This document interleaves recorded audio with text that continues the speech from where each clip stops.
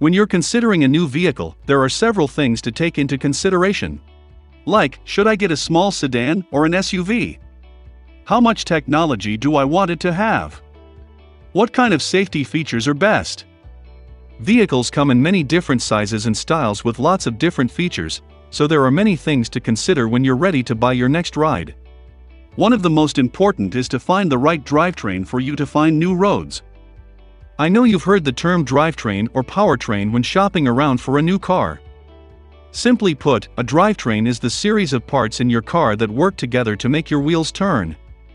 A powertrain, on the other hand, is basically a drivetrain plus the engine and some other parts. Now, when you talk about drivetrain, it's possible that most of us know the types of drivetrains in cars today.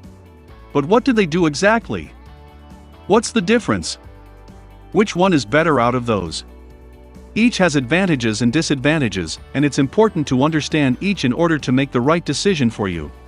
The 4 different types of drivetrains are all-wheel drive, front-wheel drive, rear-wheel drive, and 4-wheel drive. For off-roading and getting out of sticky situations, 4-wheel drive and all-wheel drive may be your best choice. In nearly all cases, however, front-wheel and rear-wheel drive get the job done. But you'll want to consider the pros and cons of your 2 front-wheel and rear-wheel drive options before making a decision. Front-wheel drive refers to a car in which the transmission sends the engine's power to the front wheels. Rear-wheel drive is the transmission that sends the engine's power to the rear wheels. 4 and all-wheel drive cars have power at all 4 corners. Now let's take a look at these drivetrains in details, starting with front-wheel drive. If a vehicle features front-wheel drive, the transmission transfers power from the engine to the front wheels. The majority of cars today have front-wheel drive layout. This setup transfers power to the front wheels, giving them the responsibility of moving and steering the vehicle. With front-wheel drive, the front wheels are pulling the car and the rear wheels don't receive any power on their own. A great thing about front-wheel drive is that it's cheaper to design and make than other drives, which means the vehicle may be less expensive for consumers. In these vehicles, the engine occupies space near the front axle. It later mates to transmission or the transaxle. This is because of the fact that it combines the functions of transmission, driveshaft, and differential.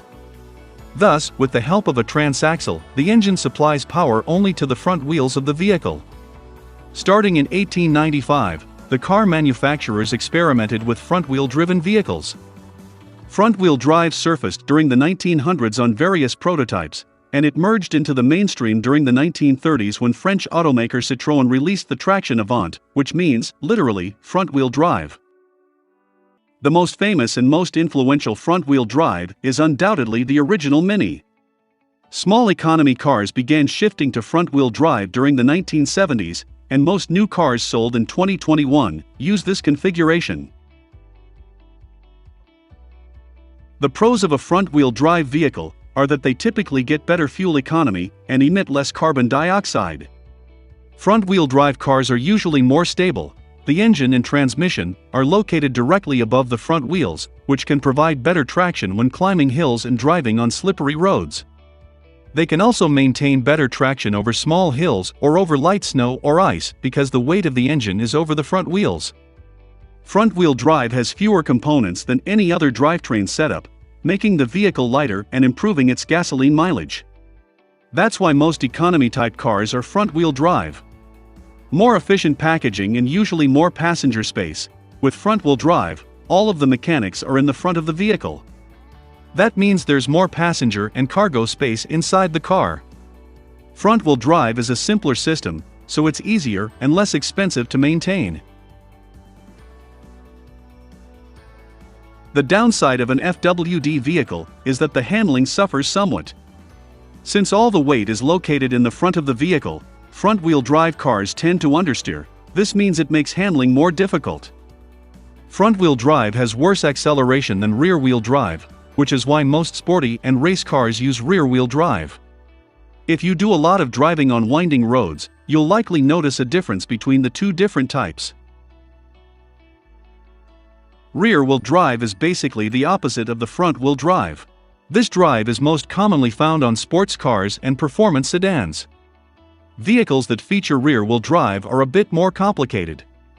Vehicles handle much better than front-wheel drive vehicles, and you will notice the difference in curves, turns, and when navigating through traffic situations. Traction won't be as good, especially in wet or snowy road conditions. A rear-wheel drive car of the same weight, power, gearing, and tire size and type will accelerate faster than a front-wheel drive car, as the weight of the vehicle is transferred off the front wheels and onto the rear wheels to improve traction. Rear-wheel drive means that the power from the engine is delivered to the rear wheels, and the rear wheels push the car forward. The front wheels do not receive any power and are free to maneuver the vehicle. The propeller shaft works to transfer the torque from the transmission to the rear wheels, through a differential that distributes power between the two wheels. A rear-wheel drive arrangement needs the engine and the transmission to be mounted longitudinally.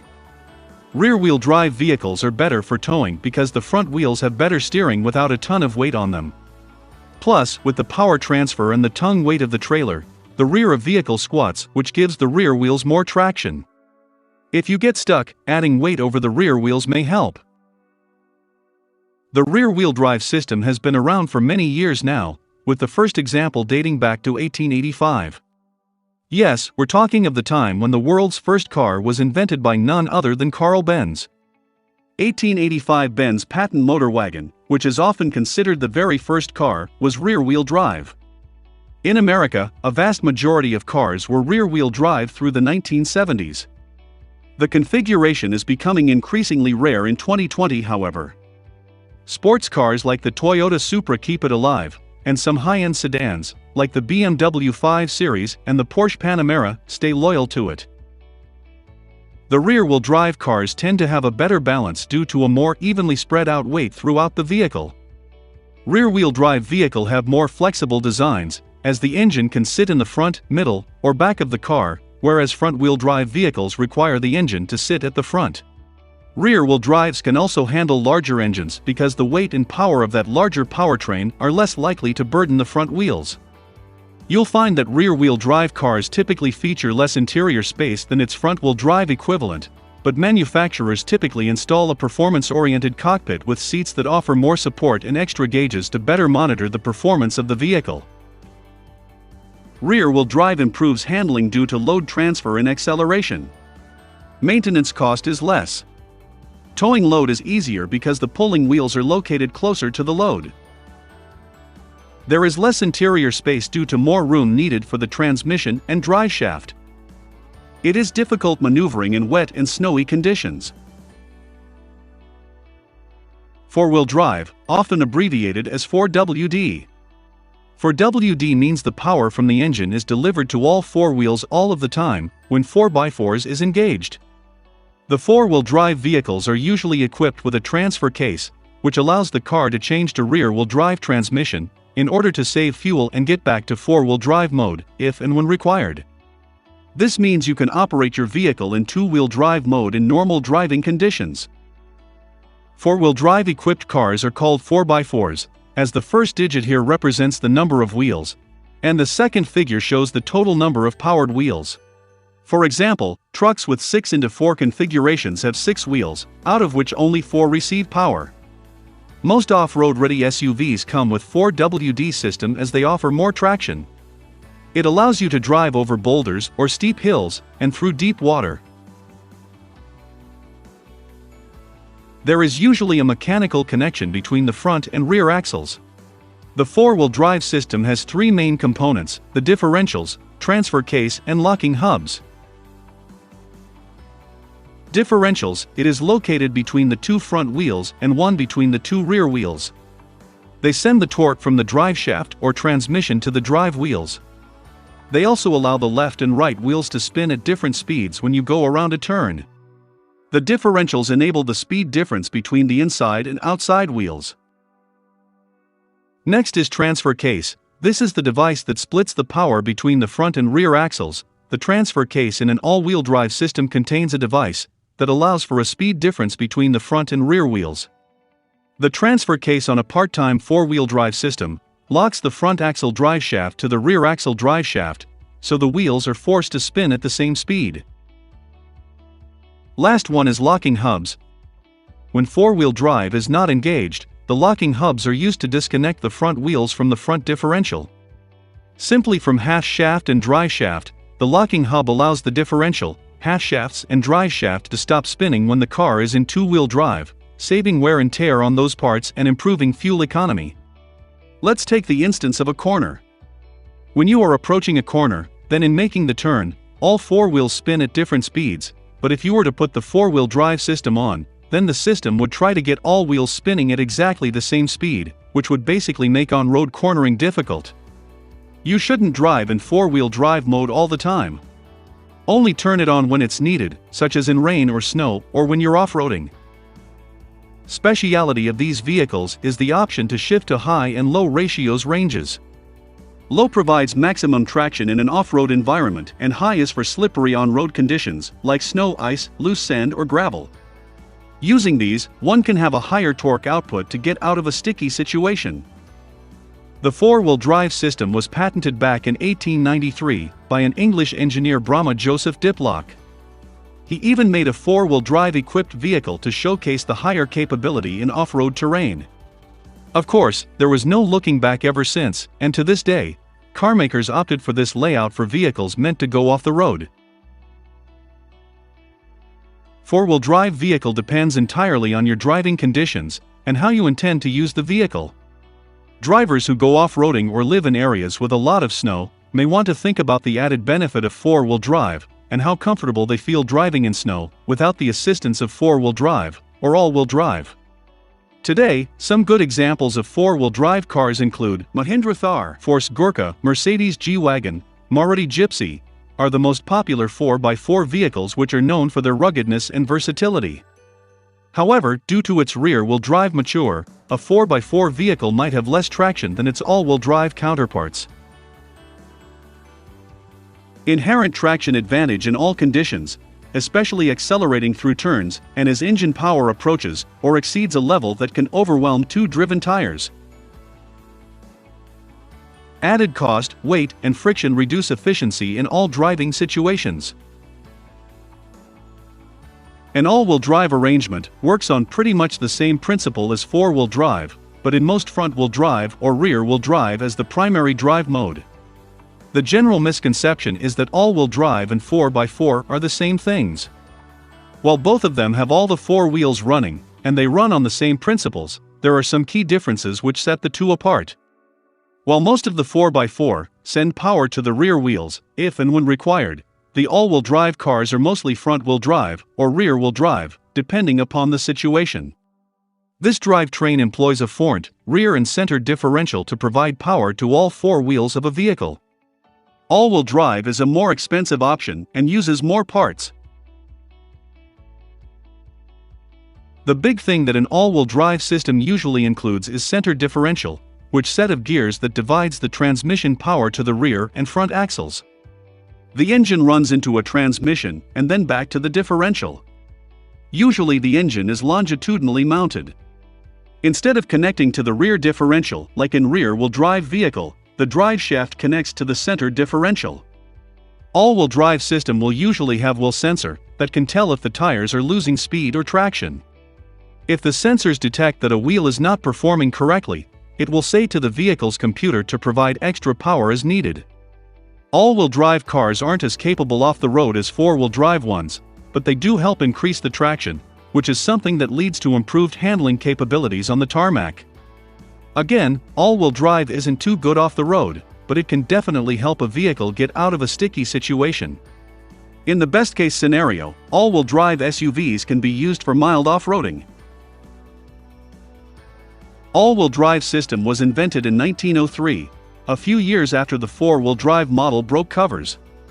It was the invention of Dutch brothers Jacobus and Henrik Jan Spijker, and was unveiled through a hill climb racer called Spijker 60 HP four-wheel drive. While it was promoted as a four-wheel drive, it was nothing but an all-wheel drive layout. Better acceleration, with all four-wheel putting power usually gain more speed is easier. Better grip in slippery condition, whether there is snow on the ground or heavy rain coming down. All-wheel drive will make the wheel grip more when accelerating or maintaining speed. Less fuel efficient. Sending power to both axles makes the vehicle less fuel efficient. More parts means more weight. Weight makes the vehicle perform worse, and use more fuel. More parts means more thing that can break. All-wheel drive vehicles generally cost more to start with services, and repairs may cost more down the road as well. While all-wheel drive systems are very similar to four-wheel drive systems, they are not exactly the same, but both systems do activate all four wheels simultaneously, but differ on how they get to that point. To be classified as all-wheel drive cars, both axles must be able to rotate simultaneously, but at different speeds. While four-wheel drive vehicles have a transfer case, all-wheel drive has a center differential that forces both axles to spin at the same speed. The gear and transfer case usually divide the power between the front and rear axles, so both axles deliver the maximum possible amount torque. Which is better? That's one of the most loaded questions in the automotive world, and the answer largely depends on who you ask. The truth is, it largely depends on the situation and the application of the system, and there is no right or wrong answer. While front-wheel driven cars provide better traction due to the weight in the front, they also tend to understeer more often. The RWD vehicles have less costly maintenance than their counterparts, but then the additional materials lead to a higher purchase price. Any type of four-wheel drive system is perceived as superior in low-traction situations. That makes it most favorable for those who live in regions where it snows quite a bit or where paved roads are a luxury. More recently, all-wheel drive has become more prominent in performance applications as a way to increase traction. So what do you think of these drivetrains? Which drivetrain system is in your car, or which one are you looking to buy? Tell me in the comments. Do you know that ABS system is really good for your car in case of emergency braking? Watch this video and find out how different braking systems work.